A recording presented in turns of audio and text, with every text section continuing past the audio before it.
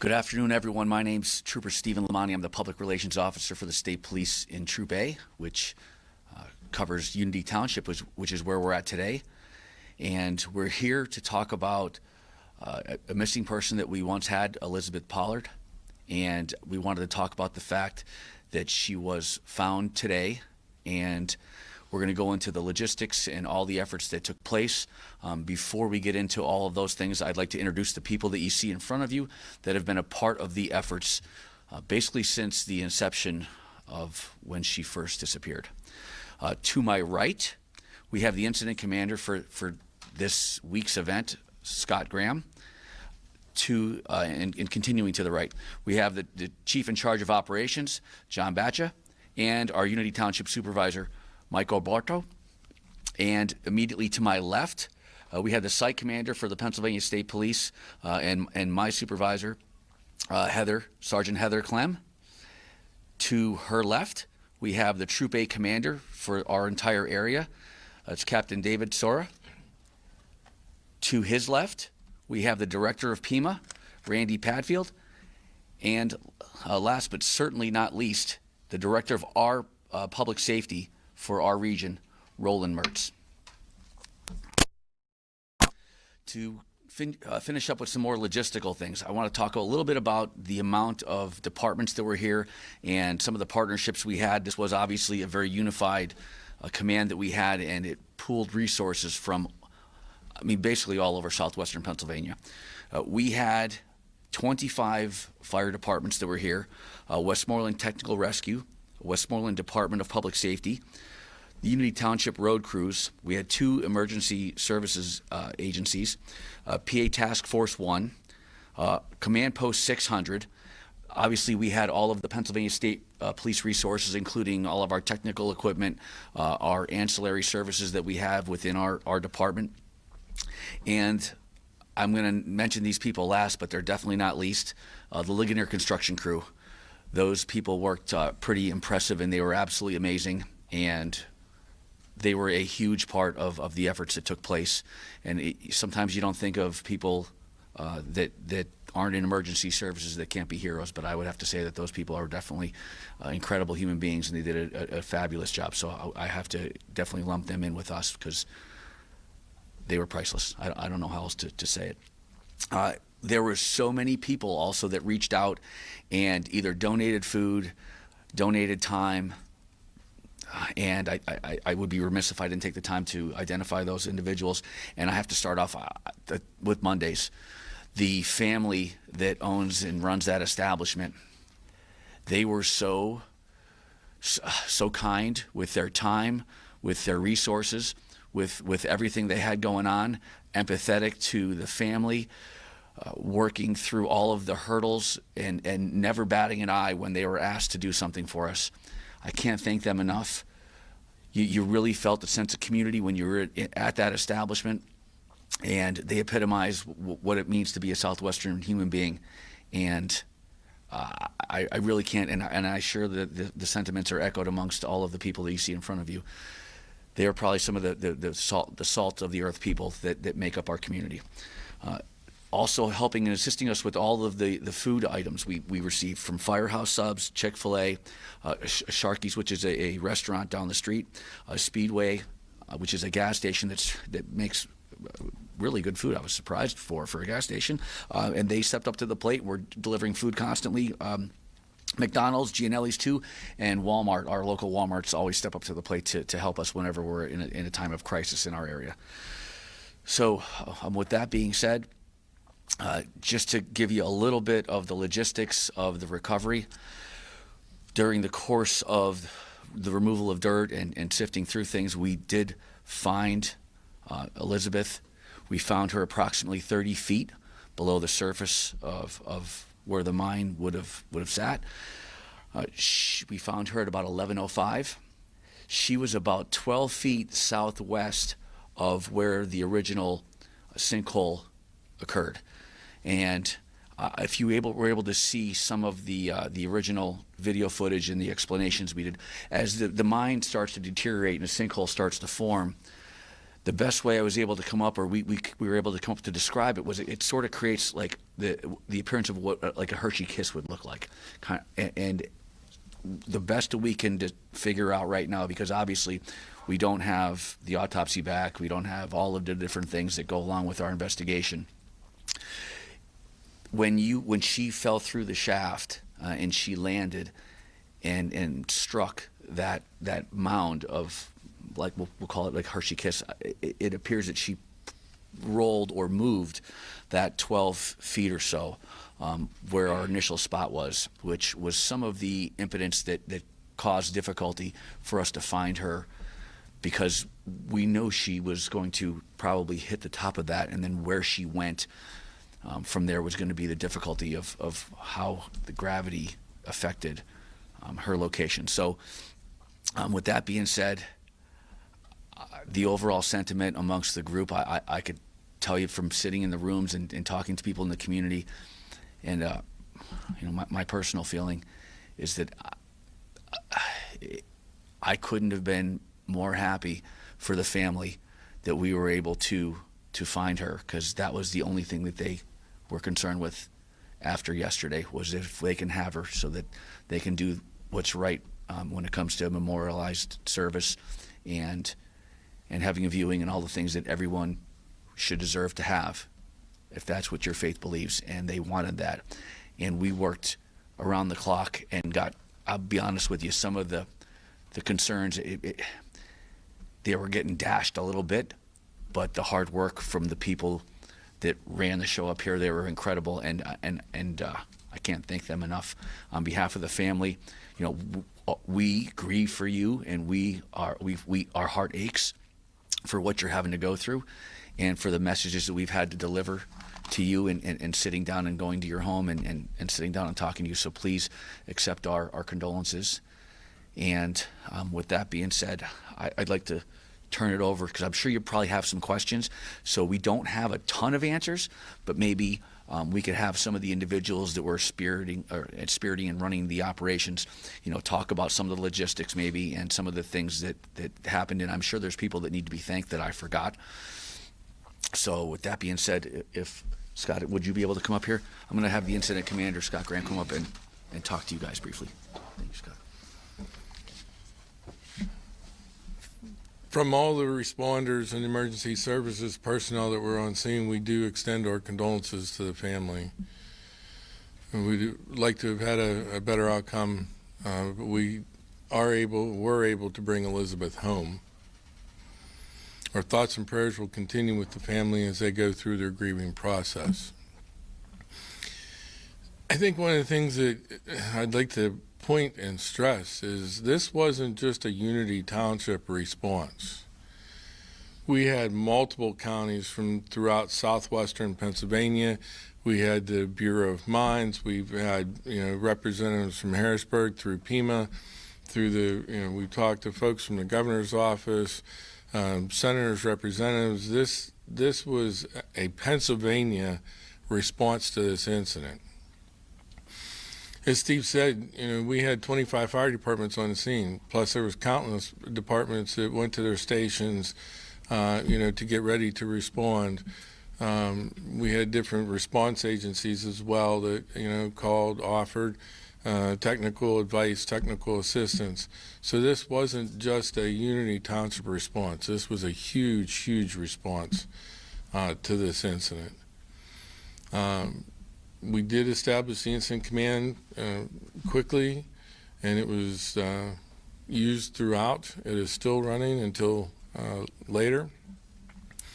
The technical assistance we got from the Bureau of Mines and from Ligonier Construction was amazing. We're not experts in everything. We'll listen to the experts. Does anybody have any questions that they might want to ask? Okay, thanks. Appreciate you. With that being said, John, would you like to come up here? John, he was in charge of operations. Thank you. I think the biggest thing that I wanted to stress to everybody, this was quite a relief. I'll be honest with you, I felt a little defeated yesterday. Difficult to go to bed, and I wasn't the only one. A lot of emergency responders felt defeated, and I heard that from some of our troopers as well, that they could add on to that as well. We're very relieved that we were able to accomplish our goal. Obviously, it would have been best if we could have found her alive. We knew after a period of time that was probably not going to be likely, unfortunately.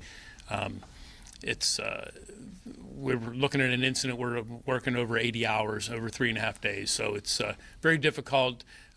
Very appreciative of my firefighters and all the local agencies and surrounding departments, every firefighter from those places, including even the staff of our township road crews and county road crews that came and stepped up and did what they needed to do. Very appreciative for all the effort and the what they did to help us out today through this. Thank you. No one has any questions about the operations part of it? Mike, would you like to come up here? Here's Michael Bartow. He's our township supervisor. Hearts and prayers go out to the Pollard family. Unity Township is a tight-knit community. We were made of several old coal mining towns, and of course Marguerite's one of them. And when people suffer, we all suffer. The people of Unity Township are sad today.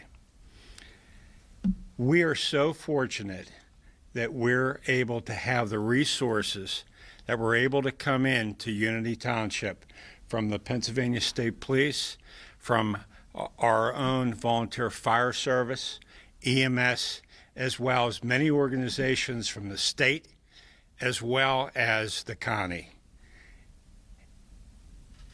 And my hope is that a tragedy like this never happens again. Thank you. But is there anybody over there that needs to come up here at all? Okay. With that being said, I know there were some other things that people are concerned about, and I think we should talk a little bit about some of those things and where we're headed. I know a lot of people that live down in, and for those of you that are watching this that don't know southwestern Pennsylvania, we have a lot of patch towns that we call them, and they're small communities, and a lot of them are involved in coal mining. And we would consider this one of our little patch towns. So the people that live here, we can understand their concern about the fact that we had this horrible tragedy take place. So right now there are people from the mining division that work on reclamation and shoring up the mine. They are right now working on that, and they have engineers that are working here, and we are working to they're going to put the dirt back, and then they're going to talk about putting a grout in there eventually and shoring up the entire area. At the conclusion of this, I'm also going to provide you guys a phone number and a contact in case you live in southwestern Pennsylvania and you feel that there's a concern for the area that you live, or you notice something suspicious. They actually go out and do investigations to make sure that you don't have what could possibly be developing as a sinkhole. So I'm going to provide that information for you as well. With that being said, is there anybody that has a question specifically for me that I can answer? Yes. About that reclamation you were talking about, Steve, when one of these days when we were talking about just the length and depth of this mine, and surely there are others like it all throughout our area. Will they be going in not to just this part under Monday's restaurant, but will they be going into all the finger tunnels and things and shoring that up? Sure. So I could tell you, when sitting through the meetings, they absolutely plan on going into all of that particular area and that whole mine complex, I'm going to call it for lack of better terms. It's almost like a little mini town underneath this town, which it's wild once you see the maps. And then the concern also is, are those maps correct and things of that nature. So they're going to work through all of that reclamation group. They seem really sharp, I'll be honest with you, when we were talking to them and their capabilities. And I've actually seen it happen in neighboring towns where it's, for lack of better terms, it's almost like the pumping of what appears to be concrete into the mines. They call it a grouting of some sort. I'm not an expert in it. I'm just from watching it and sitting in on some of these meetings. I've gotten an education, and that's something that they're definitely looking into. I'll be surprised if it doesn't happen. They're talking about doing it in the very near future. So I think that's important for the people that live in this community to understand that. But also, if you live in a different community that might have some type of mining and things of that nature, they will go out and investigate for you if you have something suspicious going on. And I thought that was great to hear, and we're going to provide you that information later on. I know yesterday you had talked about what the plan was today to drill holes down in the Yes. ground and send cameras down there. Is that sort of how today played out, or how did today sort of pan out for you guys? Today was a blessing from God, and the hard work of Ligonier Construction and the plans that these people in front of you put in place to find where she possibly could have went based off of falling through that hole, and it was their hard work to pinpoint an area, and we still had, unfortunately, and one of the things I always tell it's one of the things I always say. I guess we all have our little sayings. I always say, well, it'll be the last place I look, right? Because once I find it, and she was in the last place we looked, and we were fortunate that we were at the stage where we were going to be drilling the holes and didn't have to. So I think obviously the overall sentiment was we obviously definitely wanted to find her alive. I mean, that's without saying. But we also wanted to do right by the family. I mean, right, like they were just asking, can you please find her? And we were tapping out of almost all of our resources. We weren't quitting, but we were running, and that's why you see some of the people here from federal agencies and our state agencies that are like, okay, well, what's next? What else can we possibly do? Because that's where we were at, and the plans that they had in place, and the last place that we were able to get to, that's where she was. Do we know if obviously she's with the coroner now? Yes. Do we have any idea, was it the fall that might have killed her, or? I think there's a legitimate chance that we can get those answers, but we don't have them now. I think after the autopsy, there might be a strong possibility that we have something, and our coroner's office does a really good job, and obviously this is a priority, right? So that's something that we have happening. I'll be honest with you, it's probably happening like really right now, or really close to right now. Jeff could. The Hershey Kiss-shaped structure Yes. you mentioned at the bottom of the sinkhole, do you know if that was rock? So it's a mixture, right? It's just the decay and deterioration of the mine over the last, and I'll just throw like 75-ish years, right? So it's just that constant deterioration of the erosion from above, and that's the hole that she fell through. Right? Is there a estimate of how much earth was moved? Wow, you know what? That is an incredible question, and it is a lot. It's a tremendous amount, and I maybe there's some photos. Were you guys able to get photographs from this? Okay, so The folks at Mondays, they've been incredible, Yes. as you were saying, and I'm sure they're relieved and they want to get back open for business. Yes. Is there a timeline for them? it's a great question. Yes, so they want to take the rest of the weekend, and Mondays is actually closed on Mondays, so they're actually going to take the rest of the weekend. And I know that the fire department is going to have volunteers go down, and I know the township is already going to work on hiring cleaning crews so that we can all try and put them back together. They've been through one heck of a whirlwind. That could easily have happened to one of them. Let's be honest. It could have happened to one of them. They're walking on that property, putting the garbage out, things of that nature. It could have happened to them, and they understand that. And I think you've heard it from the chief. Like, we're a tight-knit community. We're sending volunteers to go down and help put their place back together. That's the least we could do for them, for how they treated us. It's just the way things go here in southwestern Pennsylvania. When people ask, like, what is it like to be a person in southwestern Pennsylvania, the best example I could give them is, if you're lost, we're not giving you directions. The people around here don't give you directions. They say, hey, Follow me. I'll drive you over to where we're going, where you're going, because you're lost. That's how these people are. It's an honor to work and serve in the community. We're blessed to be troopers in southwestern Pennsylvania, and you know, I look at us as being the lucky ones to be able to work here. That's how I feel. I know earlier in the week, you had to shift the plan and not be able to send crews down physically. Yeah. Were you able today to send crews physically down to retrieve Pollard? So, we were. I think that's a better operations or a chief question. So, do you mind answering that question up at the podium? Would you mind answering that? I'm good. Okay, thank you, sir. To recover Elizabeth today, we used machinery instead of sending folks down into the hole and into the mine structure itself, because as we were still working, today, we still had collapse of the mine roof and mine sides. With the machinery that was there, they were able to extricate her from the hole, because it was not safe for us to send anybody down. Thank you. I appreciate it. Thanks for clarifying that for them. Okay, you have another question? More specific with some details about Ligonier Construction's role, what exactly was used, what. Yeah, I think that also falls, I feel like, under the operations. Jim, would you be willing to answer that question? I'll let our operations chief.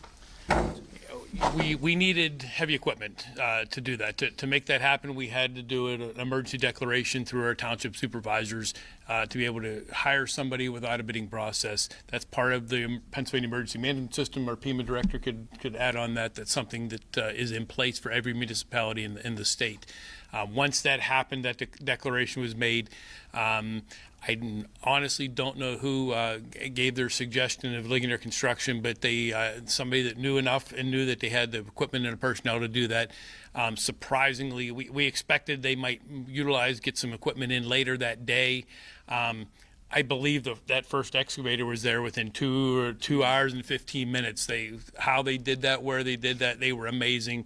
They had that and a front end loader, and before you know it, there was a crew of maybe a dozen people there, and they were busting hump to get done what needed to be done. So I give them a whirlwind of credit to do what they did. They knew what equipment they needed after a couple phone calls and talking to people on scene. So they were on top of it, top notch, without a doubt. And they didn't stop. They didn't stop.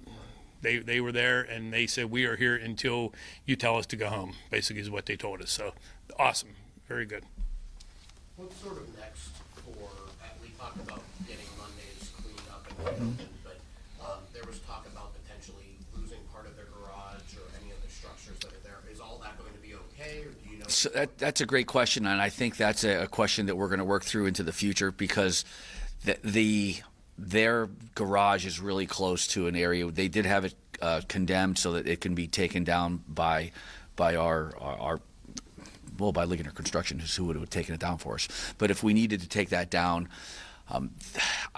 I think there's a lot of things that we're going to have to work through into the future when it comes to when they put the dirt back, and if they start the grouting process, how safe is that area?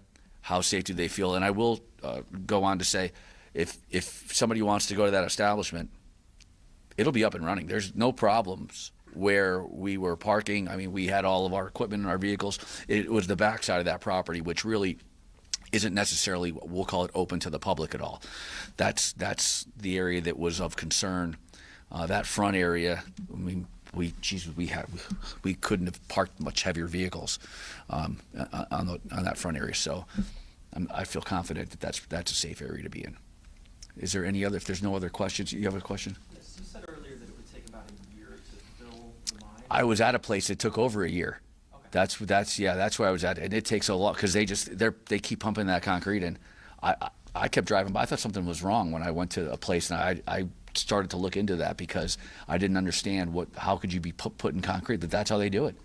It was I thought it was interesting, and I'm not gonna lie to you, if when that starts to happen down here, I'm probably gonna want to look into it and research it, and I was personally fascinated, you know. And during that time, are you going to be looking for possible other sinkholes as the reports come in? It might be We're eventually have to Yeah, so we're gonna be providing the phone number out to the person that group that actually inspects it, because I'm sure there's people here that are concerned, right? And we want to make sure that we provide that information so that if they see a depression that's inconsistent or something that's inconsistent that they saw before, then I think they should have it looked at. And we have the people that are willing. They volunteered that.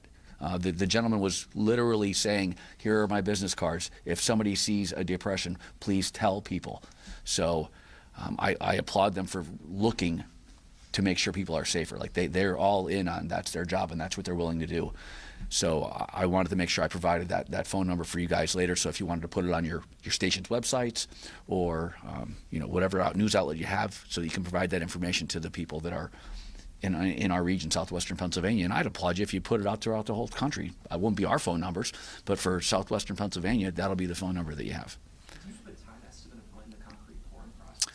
You know, that probably isn't a question I can answer today. I know that they're over there working right now, and they've working through getting the permission from the owner of the establishment to basically have full reign and access to the mines. I know they were working through that as we were leaving. That was something they were literally like a baton handing it off, so that there's the operations just continuing. Their goal is to have that filled in tonight. You guys knew that the mine was there, it wasn't kept, all the maps were like 70, 80 years old. Mm-hmm. It would have been much more difficult had it been an unknown mine. Yeah, not having the maps and having the Department of Mining there and having their individuals, I think that was intricate in our being able to try and find out where she could possibly be, what were our options.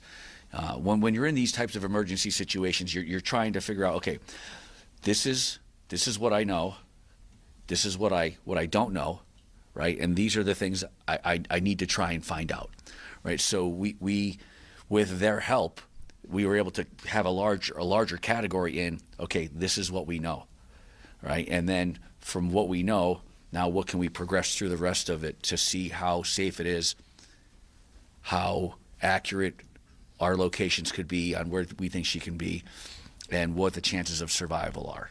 And that was, they were intricate in that, and that was what we were basically doing almost the entire time when they were sitting in the command staff. Well, they were doing it. I sat in the command staff and watched them do it. But it was great watching this group work together and just being a fly on their expertise. So I think with that being said, we probably covered just about everything. I will get you that number. I think it's very important if you're willing to put that out there so that the other people in the community are safe. And just a huge thank you to everybody that helped us. I know, like, it was a rough go emotionally. We were all going through it, and there was some times when you started doubting yourself, and I can't thank everybody enough. And we appreciate the support. And if you have other questions, you want to send them to us in email. I could maybe answer stuff in email. Probably going to try and update you guys at a later date when we have information on an autopsy. And then if you could leave the family, they sort of want privacy. So if we could kind of like leave them alone a little bit, and not a little bit, a lot. And then I'm going to try and make them present. There's going to be a service. I'm sure there's going to be people that want to either send flowers or give their condolences. We'll work through something. I could be like the liaison to help you guys with the service if we're going to head that route. And I would think I would have that information by the time I'm getting some information about the autopsy. So I would think it'll be sometime early next week. So if you guys could be patient and leave the family alone, we reconvene sometime next week, and I'll give you ample notice, and then we'll talk about what the arrangements are going to be, and maybe I have some autopsy information for you at that time as well, and maybe hopefully have some information about the reclamation, and maybe some times and dates of the grouting of when that might be starting. Okay, so thank you for your time. Thank you for all the people that said prayers and kept the family, the Pollard family, in your thoughts and prayers, and the people that reached out to us. We felt the support from the community while we were there, and I know there was times that we you kind of felt defeated, and it's a better outcome than that. There was a point in time when this is a better outcome than we thought.